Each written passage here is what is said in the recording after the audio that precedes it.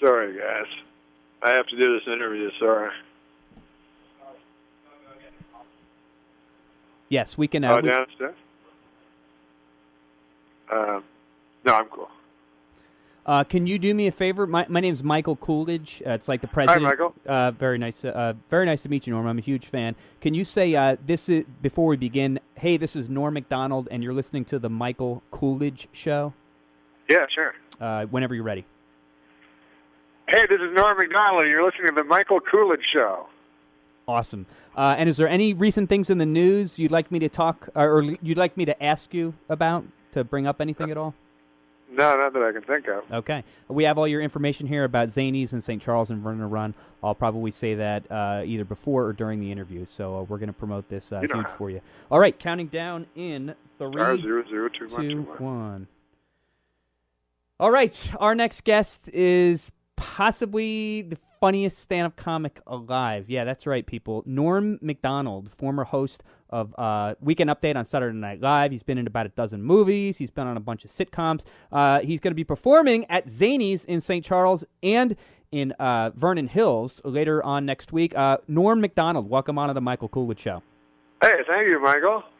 Yeah, we're so thrilled to talk with you. Our listeners are huge fans of yours. I am. I think you're the first Canadian to come on the show since Canada whooped America's butt in the Olympics. Did you watch that? Did you? I assume you're. I actually watched it in Chicago with my buddy, who's a big Blackhawks fan, and I was in a sports bar, and I was the only guy that was going for Canada, and then I almost got in a fight at the end, which now I kind of think would have been cool. But yeah, it was a knee buckler with 28 seconds left. It took all my breath away. Oh, it was nuts. And I mean, I've been in bars before where you're rooting against the team that everyone else is rooting for. Did people know that you were Norm Macdonald? I mean, Canadian, comic extraordinaire, or were they just like, who's this jerk who's rooting for Canada in America? Well, I was trying to keep it quiet. Yeah, it's like playing the don't pass line at a craps table, Right. You want to kind of stay in the background, but at the end I couldn't contain myself, and I was like screaming at the end, and everybody. I was spotted at that point. It was, pretty much the greatest sports day in Canada's history, right? I mean, was there anything bigger than that? No, that was the biggest. When I was 9 years old, Paul Henderson scored to beat the Russians, which was, I remember as a little child, was huge. But I think this one was bigger. And but both those games had defining moments, which the Lake Placid game did not have. The Lake Placid game was just Al Michaels screaming gibberish about a miracle as the come on. Grand Center. There was spoken no goal, like a true Canadian. You know what I mean? Yeah, no, that's true. I mean, from a hockey match perspective, you're right. It did not end with like a walk-off home run or anything. Exactly. That kind of faded out. All right. Well, our listeners who don't remember the mid-'90s, Norm Macdonald, he hosted Saturday Night Live, or he was the Weekend Update guy on Saturday Night Live for years. You've done everything basically every comic who gets into stand-up hopes to do someday. You've been cast on Saturday Night Live. You've starred in a couple of different sitcoms. You've starred in your own movies. Any of those, any form of entertainment you like more than the rest of them, or are you at home when you're on stage doing stand-up? Yeah, I never really dreamed of those things, actually. I just wanted to do stand-up, and I just stumbled into those things because it's a very odd thing in Hollywood that if you're good at stand-up, they ask you things that you're not very good at, and sometimes necessarily bad at, because stand-ups are generally very bad actors, But in the old days, stand-ups were, only did stand-up. Like Milton Berle or Georgie Jessel would not be the star of a comedy movie. They would use actual actors like Jimmy Stewart or Cary Grant to star in comedy movies. But now, stand-ups, I think because of Bill Cosby probably, they decided that to give stand-ups all the stuff that because I'm no good at, I don't like acting at all. Well, I'm trying to think, like, all the roles you've played, and I've seen pretty much everything. I actually, believe it or not, went to a performance, or not a performance, an actual taping of A Minute with Stan Hooper many years ago. Really? Yeah, I swear. I forget which episode it was, but I thought it was a funny show. Norm Macdonald was like this writer who moved to the Midwest to kind of, be a part of real America and blah, blah, blah. And I thought it was great, but you I did. I actually liked that show a lot. Yeah. I liked, cause the only thing I like in TV is I like writing and I like casting. And so I always wanted to just not have myself in the show, but they wanted it, whatever. So I try to surround myself with great comic actors, in the same way of Seinfeld.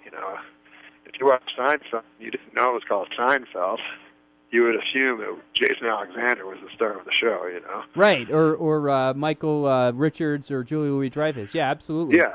Yeah. Seinfeld's basically just he looks like he's just watching the show, Right. And you did, and he was kind of just Jerry Seinfeld. I mean, when you see him perform his stand-up, he's not that much different than his character on the show. And I'd say that was the same with you too. Most of the stuff you've been in, unless you're like completely an over-the-top impersonation of Burt Reynolds or of Bob Dole, every time I watch you, I'm like, oh, that's Norm Macdonald. That's not a guy playing, acting a character or something. No, exactly. I can't. As a matter of fact, I've only been on 3 or 4 auditions in my life, but I'm always terrified because in auditions they go, "Can you try it this way after you do it?" And I go, "No, I can't do it 2 ways."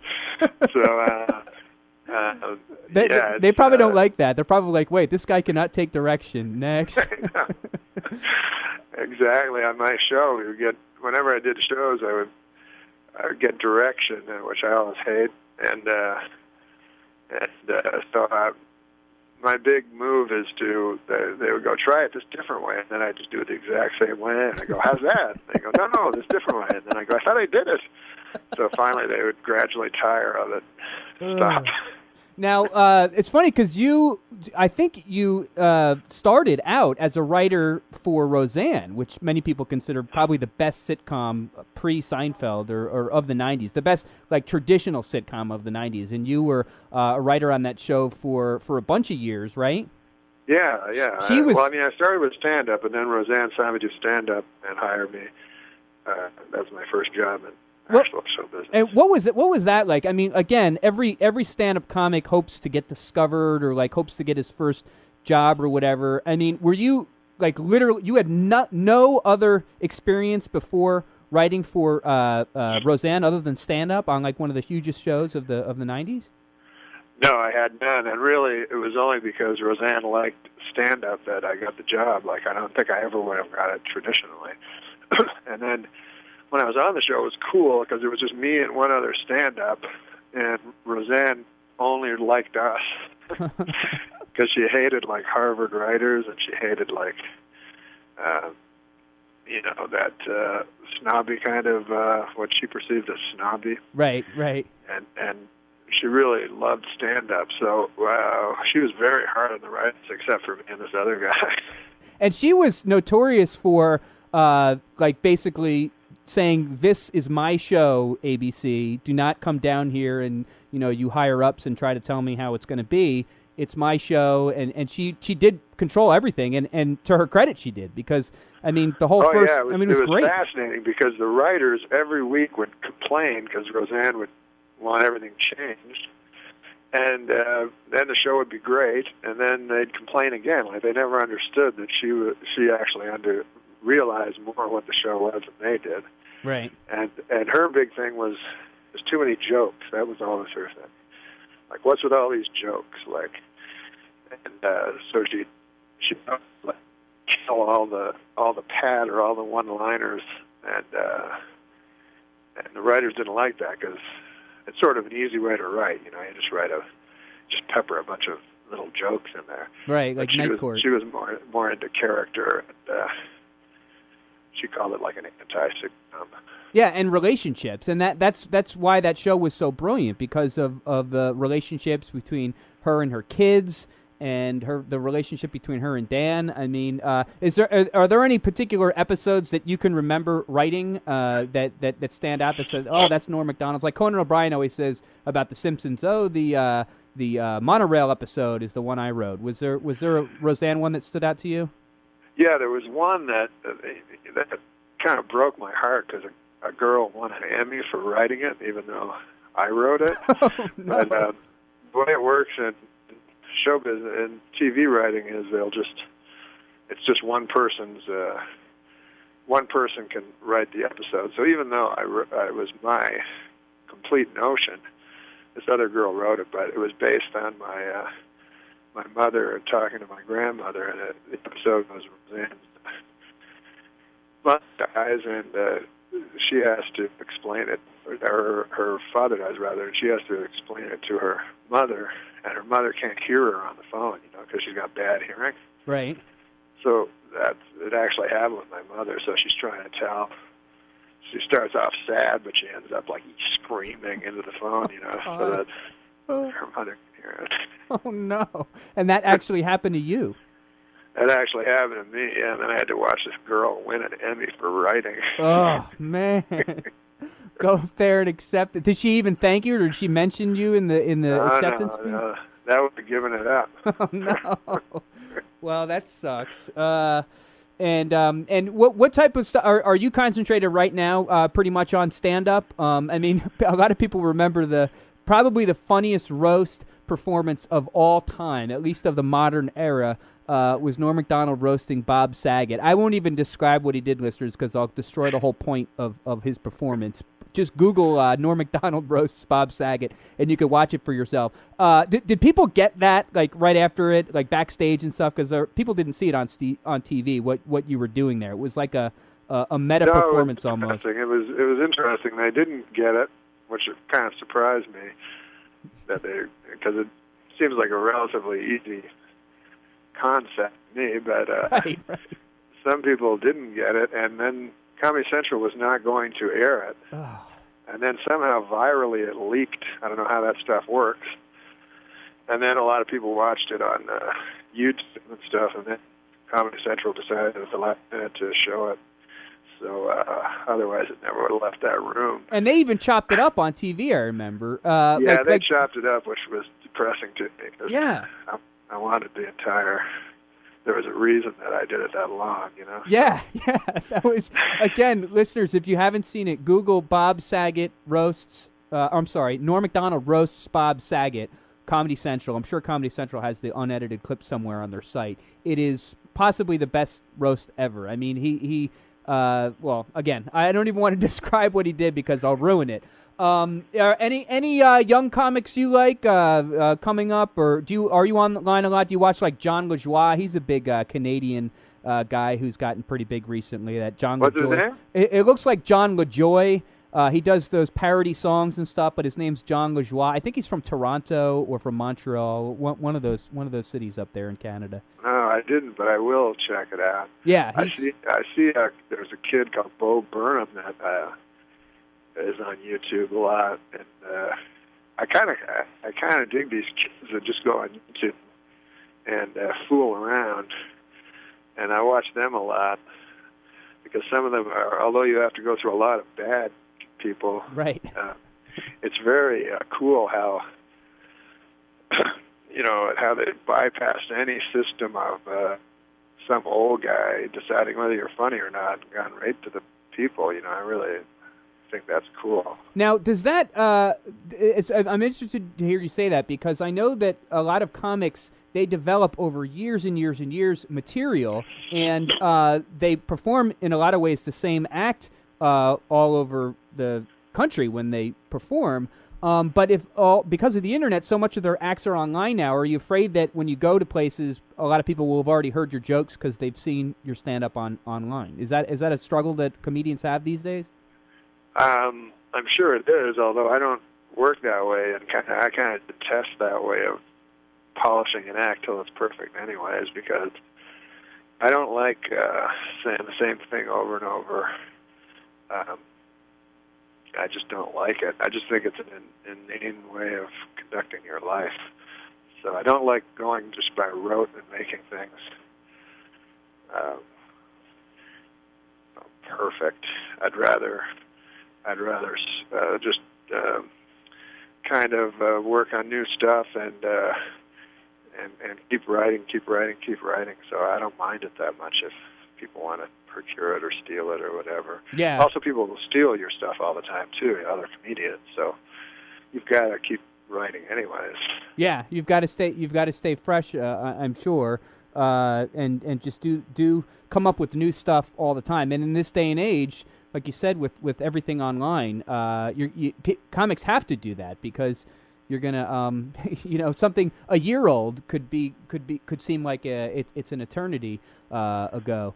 We're speaking with Norm Macdonald, listeners. He is performing at Zanies in St. Charles on Friday, April 9th, and Zanies in Vernon Hills on Saturday, April 10th. Go to Koolidge.com, click on Norm Macdonald for more information about how to get tickets to the show. We are going for sure one of those nights. We can't wait to see him perform in person. Anything else, Norm Macdonald, you want to add before we say goodbye? I know we kept you over a little bit longer here. We'd love to talk with you for another half hour, but I know you got to run. No, I can't think of anything. I'm glad Tiger's coming back. I mean, I'm excited about that. Right, the Masters. He's what were your general thoughts on Tiger Woods' whole thing? South Park did a funny send up on it. I don't know if you caught that. Who did? South Park. Oh, they did? Yeah. I just think that it's I don't know, because I'm coming out from a golf fan, so it was kind of devastating to me when he got knocked out of golf, Right. And so I was as much a victim as anybody in this whole thing because I watched the guy for 12 years, and I'm just shocked that anyone should buy it, sort of. It just seems absurd to me that anyone would be surprised by such a thing. Right. Well, that was South Park's point. They're like, wait a second, a really rich guy slept with a lot of women. Where's the story here? Basically, I mean, it's wrong, yeah, exactly. of course, but it was funny. Norm Macdonald, such an honor to speak with you in person. We can't wait to see you at Vernon Hills. I'm sorry, Norm Macdonald. We cannot wait to see you at Zanies next week. It was an honor to have you on the Michael Koolidge Show, and thanks for coming on the show. Oh, thanks. I'll see you at one of those gigs, man. Come on out, and we'll rap. Awesome, and I'll let you go here. I was nervous in this interview because you're honestly one of my favorite comics of all time, and I can't wait to see you in person. Man, that's nice. It's awesome. All right, we'll see you. We seriously will see you at Zanies. I'll come by afterwards. I'd love to get a picture with you. Yeah, cool. Which one are you going to come to? Definitely going to come to the Friday, April 9th, Zanies in St. Charles Pheasant Run Resort. Oh, sweet. Okay, cool, man. Yeah. Great. Good to meet you, Norm. Have a great... you know what? I totally forgot to ask you about, and we won't even put this on the air, but have you heard... Is Artie Lang doing okay? Like, I know you guys are friends. Is he... Yeah. A lot of people are worried about him. Great. Yeah, so far he's doing great. How... it's day to day, but so far it's been great. I don't think he's going to return for a long time. But, really? Howard, I think, said on the show last week or a couple weeks ago that he's been sober for like 3 months now or something. Like he's gotten help, as far as you know. Like he's in a yeah. That's right. He's in a program, and he's on day 55 or something like that. Yeah. So. Well, that's great to know because a lot of listeners, even non-Howard Stern listeners, are fans of his, and hope he's okay. He's such a great guy that everybody's rooting for him. Yeah. Okay, Norm. We'll see you a week from Friday. Can't wait to meet you. Okay, cool, Mike. I'll see you then, man. Take care. Bye.